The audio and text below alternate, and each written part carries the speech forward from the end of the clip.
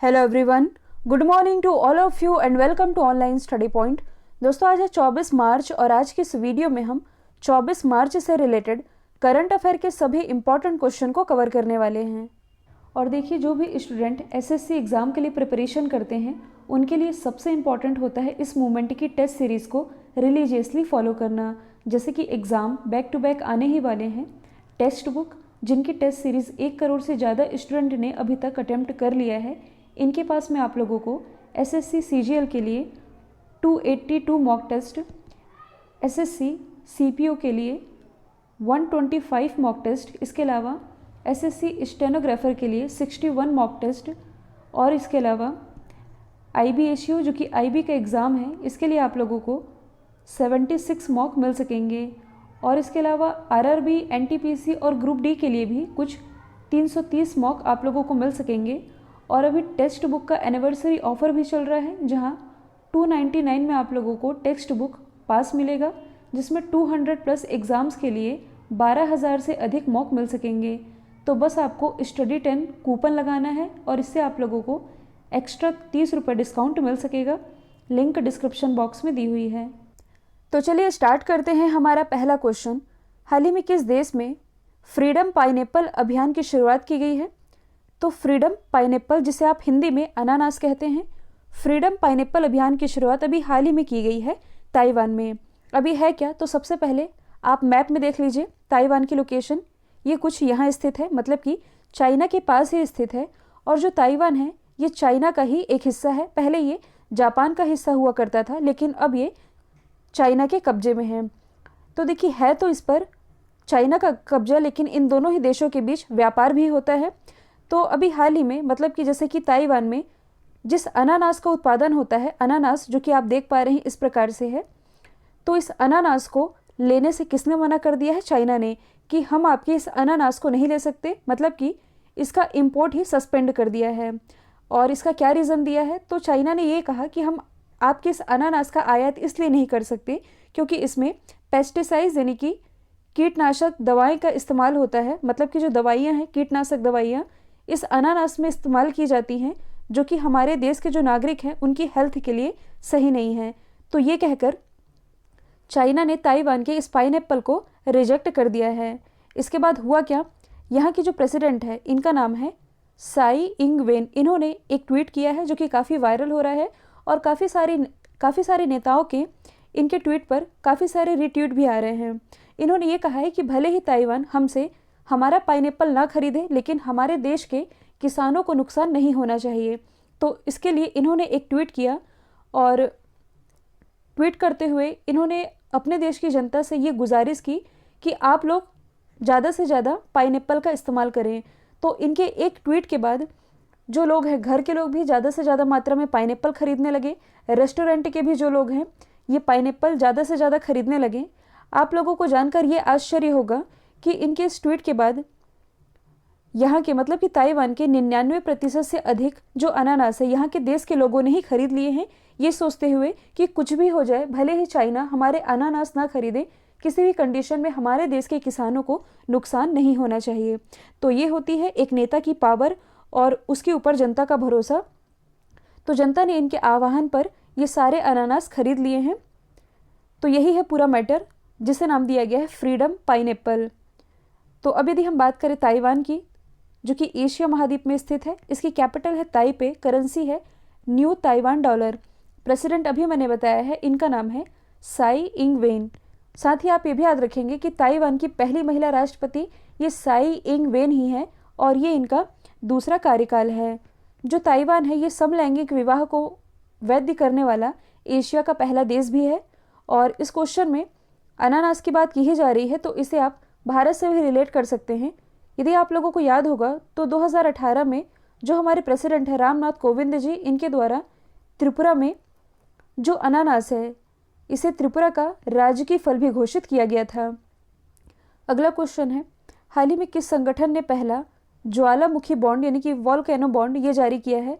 तो आप लोगों ने इकोनॉमिक में मसाला बॉन्ड तो सुना होगा, अब ये ज्वालामुखी बॉन्ड क्या है तो इसे हम समझ लेते हैं।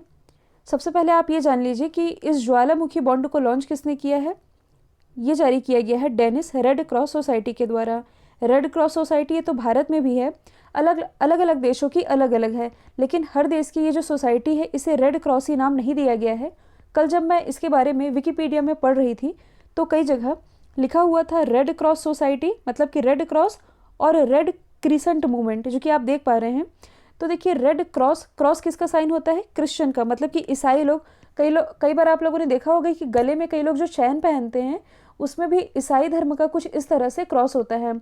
तो ये क्रिश्चियनिटी की पहचान है। तो कई जो देश हैं इसे धर्म से रिलेट करके इस साइन को नहीं मान रहे थे, तो कुछ देशों ने इसके जगह चांद तारे यूज़ किए हैं और कईयों ने तो डायमंड यूज़ कर लिए हैं, लेकिन भारत में ये क्रॉस का ही साइन यूज़ किया जाता है, मतलब कि ये कुछ इस तरह से भारत में इस्तेमाल किया जाता है।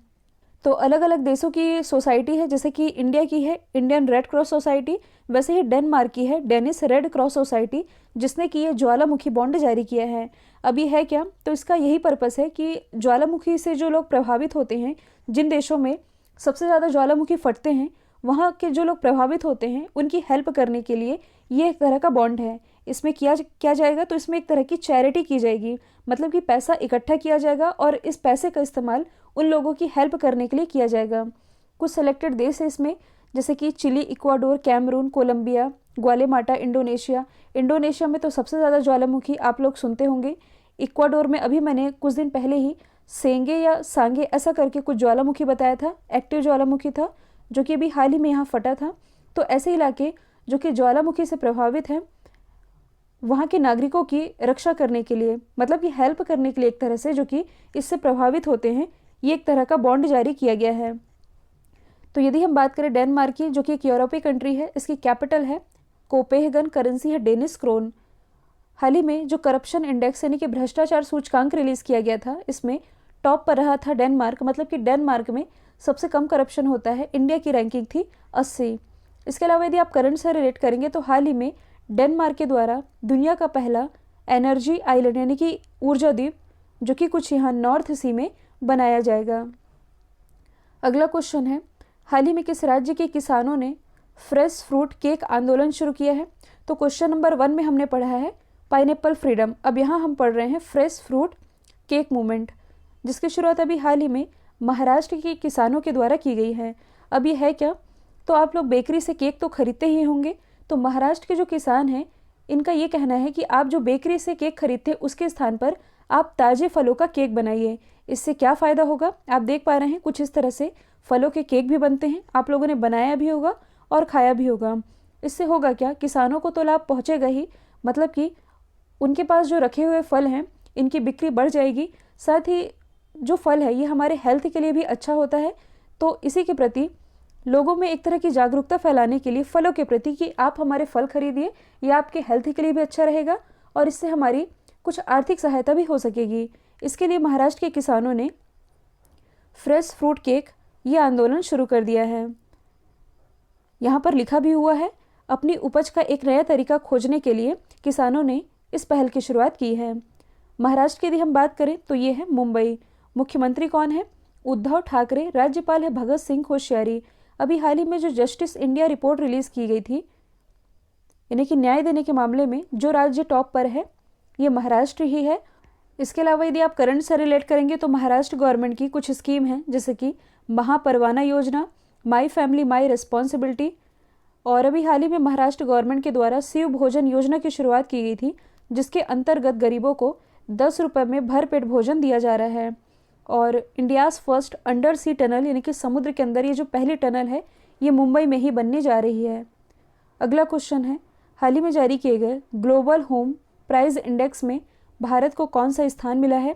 तो अभी हाल ही में जो ग्लोबल होम प्राइस इंडेक्स यानी कि घरेलू मूल्य सूचकांक रिलीज़ किया गया है, इसकी जो तीसरी तिमाही की रिपोर्ट रिलीज़ की गई है, इसमें भारत को 56 स्थान मिला है। और इसी रिपोर्ट के अनुसार जो तुर्की है ये है टॉप पर, मतलब कि जहां घरों की कीमत 27.3% बढ़ गई है। न्यूजीलैंड जहां मकानों की कीमत एक साल में 15.4% बढ़ी है। तो तुर्की पहले स्थान पर, न्यूजीलैंड दूसरे स्थान पर और लग्जमबर्ग जो कि एक यूरोपीय कंट्री है ये है तीसरे स्थान पर। इंडिया की रैंकिंग है 56। यदि हम अदर रैंकिंग की बात करें जो कि इंडिया से ही रिलेटेड है, हाल ही में जो वर्ल्ड बैंक के द्वारा डूइंग बिजनेस इंडेक्स रिलीज़ किया गया था, इसमें इंडिया की रैंकिंग थी 63, टॉप पर रहा था न्यूजीलैंड। हाल ही में हेनले पासपोर्ट इंडेक्स रिलीज़ किया गया, इसमें इंडिया की रैंकिंग थी 85, टॉप पर रहा था जापान। हाल ही में जो ग्लोबल हंगर इंडेक्स रिलीज़ किया गया, इंडिया की रैंकिंग थी 94, टॉप पर कौन रहा था? बेलारूस। तो ये सभी इंडेक्स इंडिया से रिलेटेड है, जो कि आपने याद रखने हैं। अगला क्वेश्चन है, हाल ही में एथेनॉल नीति रखने वाला पहला राज्य कौन बना है? तो इथेनॉल नीति रखने वाला पहला राज्य ये बन गया है बिहार। अब ये है क्या? तो यदि आप बेसिक समझे, इथेनॉल ये क्या होता है? तो ये एक जल रहित एल्कोहल होता है। इसका फॉर्मूला क्या होता है? C2H5OH। और ये प्राप्त किससे किया जाता है? तो गन्ना, मक्का, गेहूँ, इन सभी से इथेनॉल प्राप्त किया जाता है, जिसमें कि स्टार्च की मात्रा अधिक होती है। और भारत में यदि देखा जाए तो एथेनॉल का उत्पादन मुख्य रूप से किण्वन की प्रक्रिया, किण्वन, या इसे आप इंग्लिश में कह सकते हैं फर्मेंटेशन प्रोसेस, इससे कि इथेनॉल का उत्पादन किया जाता है, मतलब कि प्राप्त किया जाता है। किण्वन क्या है? तो आप लोगों ने स्कूल टाइम से ही पढ़ा होगा कि एक जैव रासायनिक क्रिया है, जिसमें कि जो जटिल कार्बनिक यौगिक होते हैं, ये सूक्ष्म सजीवों की हेल्प से सरल कार्बनिक यौगिकों में टूट जाते हैं। जैसे कि आप लोग जो पाव रोटी खाते होंगे और बिस्किट, अल्कोहल, शराब, इन सभी में किण्वन की प्रक्रिया का ही इस्तेमाल किया जाता है। और जो एथेनॉल है, इसे अलग अलग प्रकार के मिश्रण उत्पाद बनाने के लिए गैसोलीन के साथ मिक्स किया जाता है। एथेनॉल में ऑक्सीजन के अणु होते हैं, तो एथेनॉल को जब पेट्रोल के साथ मिक्स किया जाता है, मतलब कि इसे पेट्रोल के साथ मिक्स करने पर जो फ्यूल है, यानी कि ईंधन, इसका पूरी तरह से दहन हो जाता है। अब पूरी तरह से दहन होता है कहने का मतलब है कि इससे पर्यावरण प्रदूषक, यानी कि एनवायरमेंटल पॉल्यूटेंट, इसके उत्सर्जन में कमी आती है। यदि आप लोगों ने पढ़ा होगा राष्ट्रीय जैव ईंधन नीति 2018, यही जो जैव ईंधन नीति थी, इसी के तहत अब जो बिहार है, इसने एथेनॉल नीति रखने की घोषणा की है और ऐसा करने वाला ये पहला राज्य बन गया है। तो सबसे पहले आप मैप में देख लीजिए बिहार की लोकेशन। इसकी राजधानी है पटना, मुख्यमंत्री है नीतीश कुमार, राज्यपाल है फागू सिंह चौहान। ये जो आप देख रहे हैं नालंदा, नालंदा में पूर्वोत्तर भारत का पहला ग्लास ब्रिज स्थापित किया गया है। हाल ही में जो बिहार है, इसे डिजिटल इंडिया अवार्ड से भी सम्मानित किया गया। बिहार के कुशीनगर में गौतम बुद्ध की मृत्यु हुई थी, जबकि इन्हें ज्ञान की प्राप्ति हुई थी बोधगया में।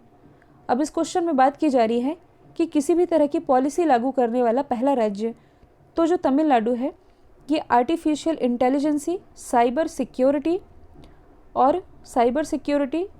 और ब्लॉकचेन पॉलिसी ये लागू करने वाला पहला राज्य है। हिमाचल प्रदेश ये न्यू एजुकेशन पॉलिसी लागू करने वाला पहला राज्य है, जबकि जो राजस्थान है, ये बायोफ्यूल पॉलिसी, जिसके बारे में मैंने बताया है, ये लागू करने वाला पहला राज्य है। अगला क्वेश्चन है, 2019 के लिए अंतर्राष्ट्रीय गांधी शांति पुरस्कार के लिए किसे चुना गया है? तो ये चुने गए हैं सुल्तान कबूस बिन सैद अल सैद। ये कौन है? तो ये ओमान के पूर्व सुल्तान रहे हैं, जिनका 2020 में निधन हुआ। इन्हें 2019 के अंतर्राष्ट्रीय शांति पुरस्कार के लिए चुना गया है। देखिए, आप लोगों ने दो नाम याद रखने हैं, एक 2019 के लिए, एक 2020 के लिए, और दोनों ही नाम चर्चे में रहे हैं।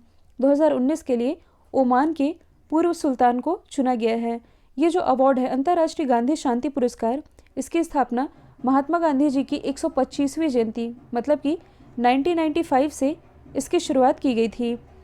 और मतलब कि ये उन लोगों को दिया जाता है जो कि महात्मा गांधी जी के ही आदर्शों पर चलकर जिन्होंने कुछ अच्छा काम किया हो, उन्हें ये हर वर्ष प्रदान किया जाता है। और अवार्ड के रूप में 1 करोड़ रुपए और प्रशस्ति पत्र प्रदान किया जाता है। तो ये रहे थे ओमान के सुल्तान। ओमान की राजधानी है मस्कट और करेंसी है ओमानी रियाल। प्रेजेंट टाइम में इसके जो सुल्तान है, ये है हैथम बिन तारिक। तो अब आप मैप में देख सकते हैं ओमान की लोकेशन। ओमान के पास ही कुछ यहाँ स्थित है हॉर्मुज जल संधि। अच्छा, ये जो आप UAE वाला हिस्सा देख रहे हैं, तो कुछ यहाँ पास, मतलब कि ये जो छोटा सा एरिया है, देखने में तो लगेगा कि UAE का हिस्सा है, लेकिन ये एक्चुअल में ओमान का ही हिस्सा है। और यदि आप बाकी 3 ऑप्शन को डिस्कस करेंगे तो आप लोगों को पता ही है कि हाल ही में UAE और इजराइल के बीच जो ऐतिहासिक दुश्मनी चली आ रही थी, ये ख़त्म हुई है। और इसे ख़त्म करने में अमेरिका के पूर्व प्रेसिडेंट डोनाल्ड ट्रंप ने अहम भूमिका निभाई थी, जिसके कारण इन्हें UAE के सुल्तान मोहम्मद बिन जायद अल निहान और इजराइल के प्राइम मिनिस्टर बेंजामिन नेतन्याहू, इन तीनों को ही 2021 के नोबेल पीस प्राइज़ के लिए नॉमिनेट किया गया है। फिर अगला क्वेश्चन है 2020 के लिए यह अंतर्राष्ट्रीय गांधी शांति पुरस्कार किसे प्रदान किया गया है? तो 2019 का प्रदान किया गया है ओमान के पूर्व सुल्तान को, और 2020 का ये प्रदान किया गया है बंग बंधु शेख मुजीबुर रहमान को, जो कि बांग्लादेश के पहले राष्ट्रपति थे। इन्हें बांग्लादेश का राष्ट्र जनक भी माना जाता है। देखिए, इनका नाम भी अभी चर्चे में रहा है। यदि आप लोगों को याद होगा तो हाल ही में जो यूनेस्को है, इसके द्वारा बांग्लादेश के ही प्रस्ताव पर क्रिएटिव इकोनॉमी पर बंग बंधु पुरस्कार, इसकी भी शुरुआत की गई है। तो 2020 का ये जो अवार्ड है ये इन्हें मिला है। बांग्लादेश की यदि हम बात करें तो इसकी कैपिटल है ढाका, करेंसी है टका, प्राइम मिनिस्टर है शेख हसीना। यदि आप करंट से रिलेट करेंगे तो हाल ही में भारत और बांग्लादेश के बीच, मतलब कि त्रिपुरा में यदि देखा जाए तो प्राइम मिनिस्टर नरेंद्र मोदी के द्वारा भारत और बांग्लादेश के बीच फैनी नदी पर मैत्री पुल का उद्घाटन किया गया है, जो कि 1.5 किलोमीटर है। और ये जो मैत्री पुल है ये भारत के सबरूम को बांग्लादेश के रामगढ़ से जोड़ेगा। इसके अलावा आप सभी जानते हैं कि जो बांग्लादेश है ये अपनी आज़ादी की 50वीं सालगिरह मना रहा है अभी हाल ही में, मतलब कि 26 मार्च को मना रहा है। इसके मौके पर भारत और बांग्लादेश के बीच न्यू जलपाईगुड़ी से ढाका के बीच एक पैसेंजर सर्विस शुरू की जाएगी, मतलब कि पैसेंजर ट्रेन चलाई जाएगी, जो कि भारत और बांग्लादेश के बीच चलने वाली तीसरी ट्रेन होगी। पहली कौन है? मैत्री, और दूसरी है बंधन, और अब तीसरी भी 26 मार्च से शुरू हो जाएगी। अगला क्वेश्चन है international shooting sport federation world cup final में यशस्वी देसवाल ने कौन सा पदक जीता है? तो यशस्वी देसवाल, जिनकी इमेज आप देख पा रहे हैं, ये एक शूटर है। इन्होंने अभी हाल ही में 10 मीटर एयर राइफल पिस्टल में गोल्ड मेडल अपने नाम कर लिया है। जबकि एक और शूटर है जिनका नाम चर्चे में रहता है, मनु भाकर। ये भी शूटिंग से रिलेटेड है, इन्होंने सिल्वर मेडल अपने नाम किया है। तो क्वेश्चन ऐसा पूछा जा सकता है कि यशस्वी देसवाल ये किस खेल से रिलेटेड है? तो ये शूटिंग से रिलेटेड है। आप लोग कंफ्यूज नहीं होइएगा, एक नाम है यशस्वी जायसवाल का। यशस्वी जायसवाल जो कि मेल है और ये एक क्रिकेटर है, जबकि यशस्वी देसवाल ये एक फीमेल है और ये एक शूटर है। तो यदि हम बात करें इंटरनेशनल शूटिंग स्पोर्ट्स फेडरेशन की, इसकी स्थापना 1907 में हुई थी। हेडक्वार्टर स्थित है म्यूनिख जर्मनी में। प्रेसिडेंट है व्लादिमीर लिसिन। अगला क्वेश्चन है किस अभिनेत्री ने 4 बार राष्ट्रीय पुरस्कार जीता है? तो सबसे ज़्यादा बार आप सभी जानते हैं कंगना रनौत, इन्होंने चौथी बार राष्ट्रीय फिल्म पुरस्कार अपने नाम कर लिया है, मतलब कि इसमें बेस्ट एक्टर का अवार्ड इन्होंने जीता है। यदि हम बात करें राष्ट्रीय फिल्म पुरस्कारों की तो इसकी जो शुरुआत है ये 1954 से की गई थी, और यह जो अवार्ड है ये किस मंत्रालय के द्वारा दिया जाता है? तो जो सूचना प्रसारण मंत्रालय है इसके द्वारा इसकी घोषणा की जाती है हर साल। और जो कंगना रनौत है इन्हें बेस्ट एक्टर अवार्ड किस फिल्म के लिए मिला है? इनकी फिल्म पंगा और मणिकर्णिका के लिए। जबकि बेस्ट एक्टर का अवार्ड जीता है मनोज और धनुष ने। मनोज ने, मतलब कि जो एक्टर है मनोज, जो कि एक दिग्गज अभिनेता है, इनका यह तीसरा राष्ट्रीय फिल्म अवार्ड है बेस्ट एक्टर के लिए। इन्होंने यह अवार्ड अपनी फिल्म भोसले के लिए जीता है, जबकि संयुक्त रूप से यह अवार्ड धनुष को भी दिया गया है। इनकी फिल्म तमिल फिल्म है असुरन, उसके लिए। ये क्वेश्चन मैंने रिवीजन के लिए रखा है। सीआरपीएफ के महानिदेशक, तो ये भी हाल ही में कुलदीप सिंह बनाए गए हैं। कुलदीप सिंह, जिनकी इमेज आप देख पा रहे हैं, जो कुलदीप सिंह है ये 1986 बैच के पश्चिम बंगाल कैडर के आईपीएस ऑफिसर हैं।